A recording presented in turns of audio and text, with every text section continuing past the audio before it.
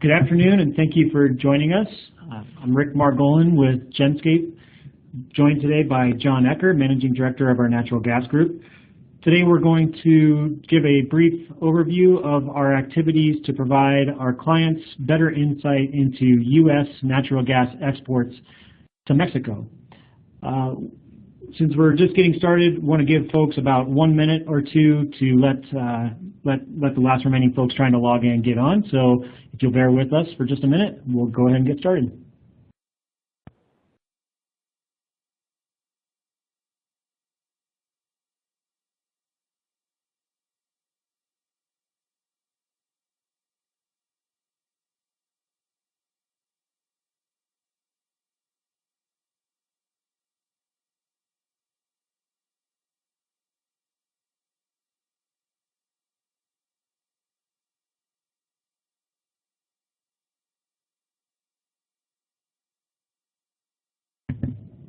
Okay, we'll go ahead and get started. As noted, I am Rick Margolin. I'm a Senior Analyst in our Natural Gas Group, joined today by Managing Director John Ecker. Today what we want to do is give our clients an overview of our data that gives you transparency into U.S. natural gas exports to Mexico. We want to talk very briefly about why the need for enhanced transparency has become more important, particularly in the past year.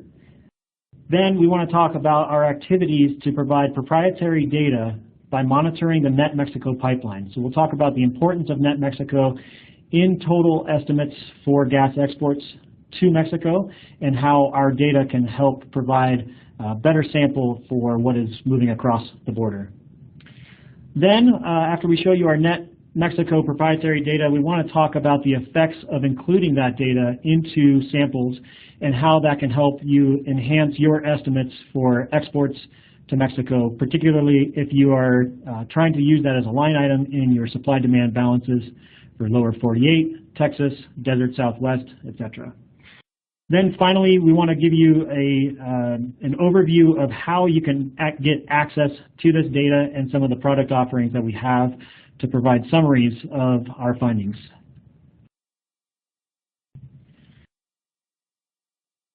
Okay. So for those who watched the Mexican market closely, you know that there have been some structural shifts occurring in the past couple of years that have prompted an increased reliance on gas from the United States. Basically, in the short story is Mexican domestic gas production has been declining. Most Mexican government forecasts predict that Pemex production will continue to decline between now and 2020 at a rate of about 3% per year, which equates to about a loss of about 0.3 BCF per day per year between now and 2020. At the same time that domestic production within Mexico has been declining, domestic demand has been growing for natural gas. The primary driver of that has been Mexico's power sector as well as its industrial sector. On the power side, they have been replacing many of their fuel oil fired power plants with natural gas. Also, their industrial sector has been performing rather well lately in the past couple of years. Most prognostications expect that growth to continue. Fuel oil conversions will continue to take place, but also increased gas demand for power generation will come in the form of new power plant construction. Also, most expectations are for Mexican industrial activity to remain rather healthy in the next few years. While domestic production declines, these factors together should combine with increased reliance on U.S. gas to serve Mexican demand. As you can see in our forecasts, we expect that trend to continue this winter, as well as farther out into the future. So understanding these trends becomes very important, and getting transparency into how to measure those is very important as well. And so this is one of the things that we are trying to resolve here. That said, the ability to track U.S. exports to Mexico to meet that growing demand is becoming more difficult. As you can see on the bottom chart, the percent that interstate pipelines represent of total exports to Mexico has been gradually declining in recent years, and this calendar year we saw a very sharp decline. Now, the primary reason for this is because more gas is moving to Mexico on intrastate pipeline systems.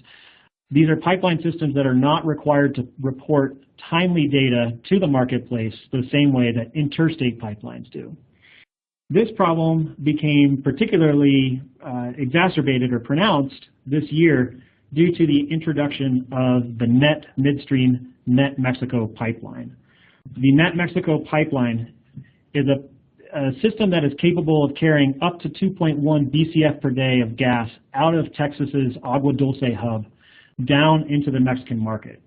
This is a brand new pipeline, and because it is classified as an intrastate, it is not required to post data on a timely basis. The best that a market participant can do at this time is use EIA data, which is lagged by 3 months. This is very problematic when you take into account the fact that Net Mexico is moving an estimated 30% of the total exports to Mexico. So getting transparency onto the Net Mexico pipeline was a top priority for us here at Genscape, and what we've done is we've gone out into the field and installed monitors to give timely estimates of gas flows on Net Mexico pipeline. So at this point, I want to turn it over to John Ecker to describe what we're doing to monitor Net Mexico pipeline. Thanks, Rick. We've spent a lot of time and effort flying this site, making ground visits, observing what's been happening at the location, and generally trying to discover what the best places are to put Genscape monitors and get a handle on what's happening with the compressors at the net station. At this point, we've chosen a couple of different paths for monitoring the facility. The first one is that we've installed our EMF monitors. These, as many of you are probably aware, help us determine via the magnetic field how many megawatts are being used at either a supply or demand source for electricity.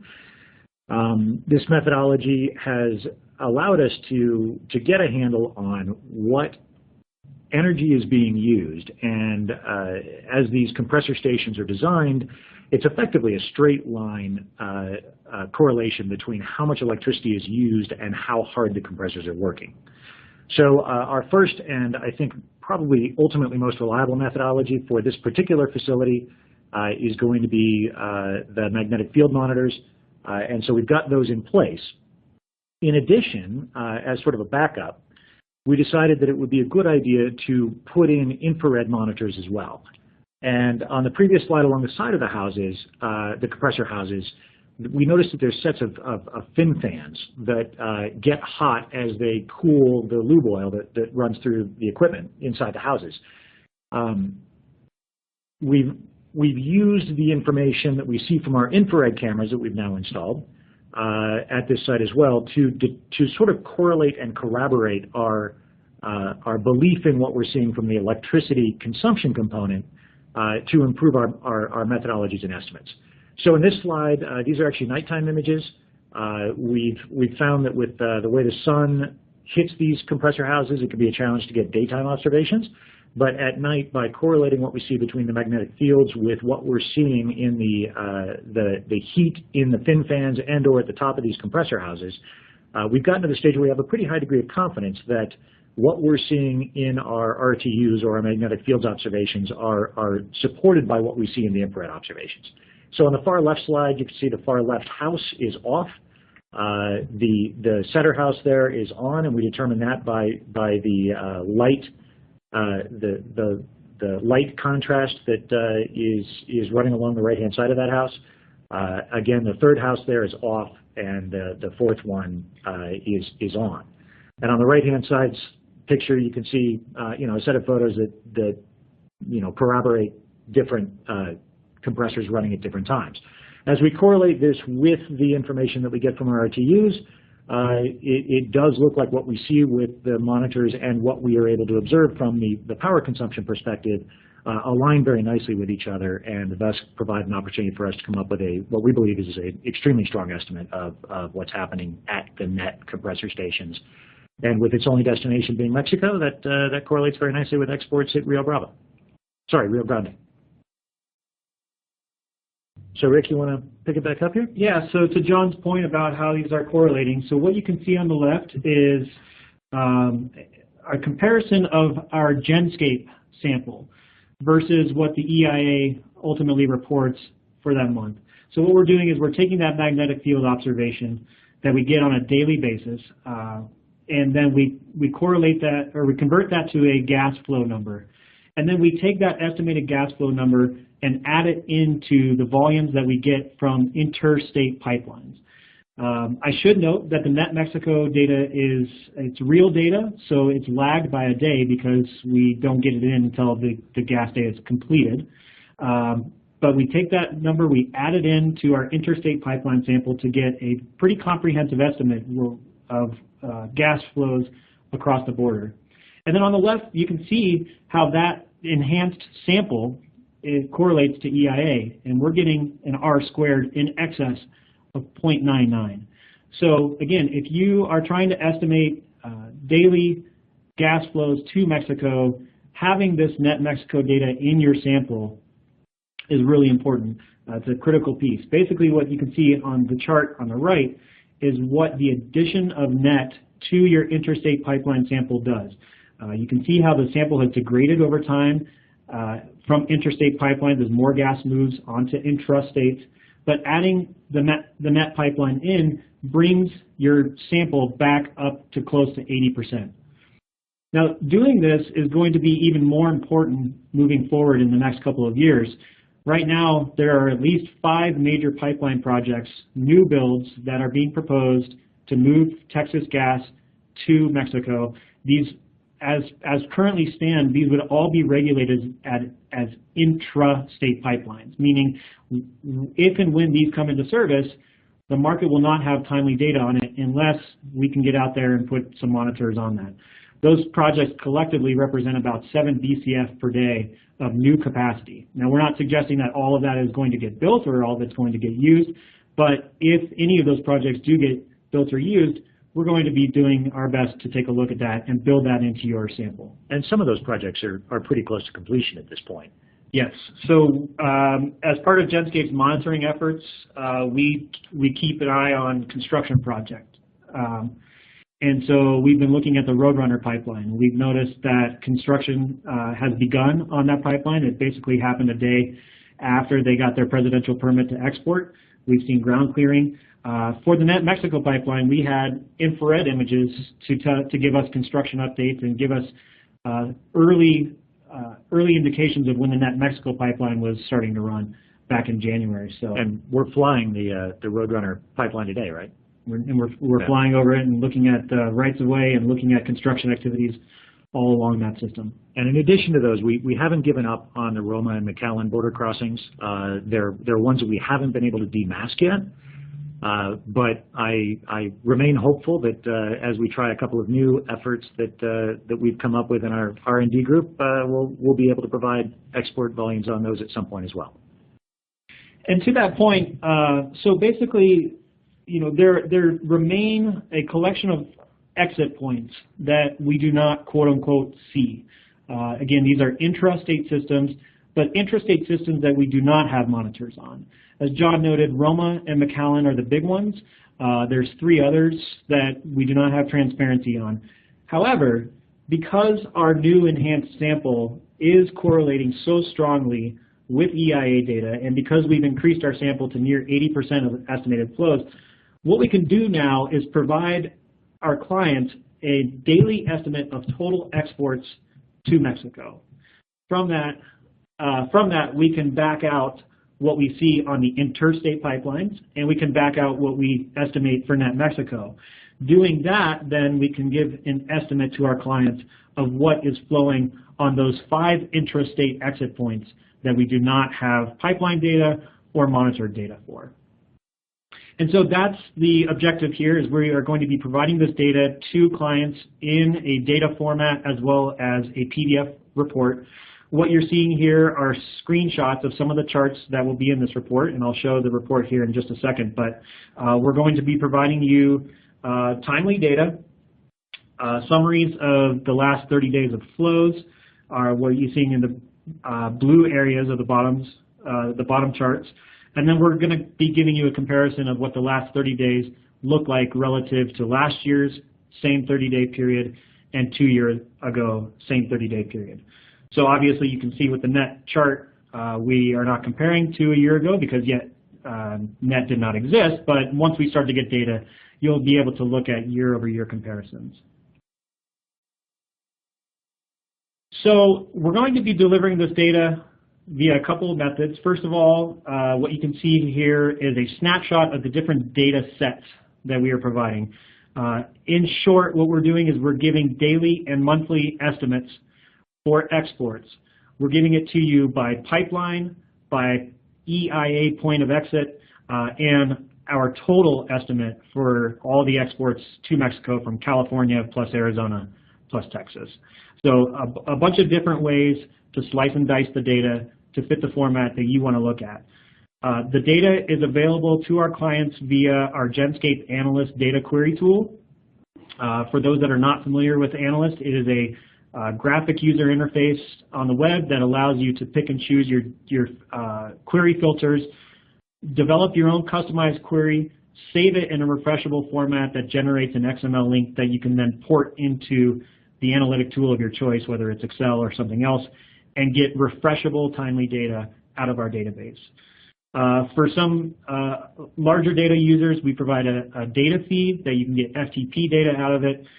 And then we're also going to be providing a weekly PDF report summarizing the major movements of exports to Mexico in the week prior. So this would be a critical tool that you would want if you're trying to incorporate a Mexico estimate into your S&D balance.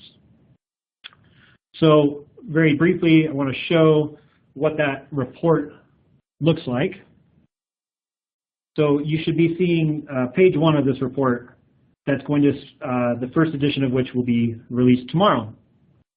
This will be released every Friday, a little after 10 a.m. Mountain Time, so that we can get our net Mexico data in here to feed this. But what you can see at the top is going to be a very brief summary of sort of the macro view of flows. That top line will provide our Genscape estimate for total exports to Mexico, including a time frame comparison, week over week, month over month, year over year. And then we're going to provide a breakdown of the components that feed that total estimate. The blue commentary box is a space that we will reserve to discuss major market movements that occurred in the week prior or in the weeks coming or even in the future coming. So if we see a major development with regards to a proposed pipeline project or a power plant on the Mexican side, anything that's going to influence both recent flows as well as estimated flows or forecast flows, we will use this space here to discuss that with you. Down below that, you can see maps that list the interstate pipeline points of exit, as well as our estimated flow values out of each state that connects to the Mexican border. So you can see our California, Arizona, and Texas outflow estimates. On the following page, in addition to a map of the interstate pipelines, we're giving you a summary of what the interstate pipelines are reporting. We're augmenting that with our estimate for net Mexico. So if you're trying to get a handle on what exports are by pipeline, you could come here. You can see year-over-year charts, get to see a trend, see trends in exports from interstates versus intrastates, etc. The next page provides a graphic summary of the same data, including year-over-year comparisons. And then the following page is a summary of our estimates of exports by EIA point. So these names all refer to the names that are used by the EIA. These are values that are regressed against EIA. Our other line item represents volumes that are moving out on those points that we don't see. And then below that, we're going to provide samples of, we're going to provide snapshots of how our estimates are performing against the EIA. The second to last page of the report is going to list any pipeline notices or maintenances as posted by interstate pipelines that would potentially affect either historically or forward-looking it flows to Mexico via interstate pipelines. And then the final page is a little bit more of a static feature, but that will be updated on an as-needed basis. This is a listing of the major pipeline projects that are proposed to move to Mexico. And I want to emphasize proposed. In this table, we are not making an estimation of which ones are actually going to get built. We're just simply providing a summary of which ones have been proposed and the status of those projects. And that is the weekly report. That report will be available to clients via email format. And now, coming back, okay. Okay, and so that should wrap up an overview of the data that we're collecting and why it's important and how we can deliver that to you. At this point, we're happy to take any questions that anybody may have. You should have a question and answer box on your interface there. So at this point, please feel free to submit your questions. One thing I do want to emphasize while we're waiting for questions to come in, well, first of all, you can visit this URL to get a trial to visit a summary a summary of the product page. Feel free to reach out to myself, to John, to any of our sales associates if you want to learn more about these products.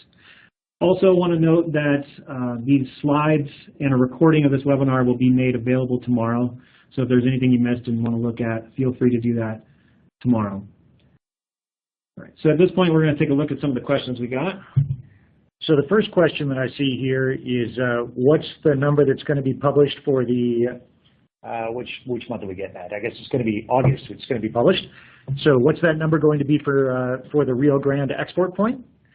As far as our monitored observations go, it's looking like we're going to see about 31,440 MMCF.